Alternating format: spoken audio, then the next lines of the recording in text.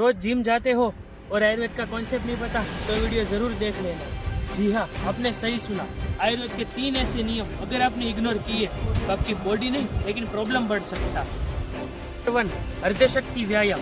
व्यायाम अर्थात एक्सरसाइज इतनी ही करो जितनी आपकी बॉडी को सह सके, पर ब्रीथिंग आउट ऑफ कंट्रोल ना आ जाए। आयुर्वेद में बताया है कि ओवर एक्सरसाइज सर्व रोग का कारण है। 2. पसीना इज नॉट वीकनेस।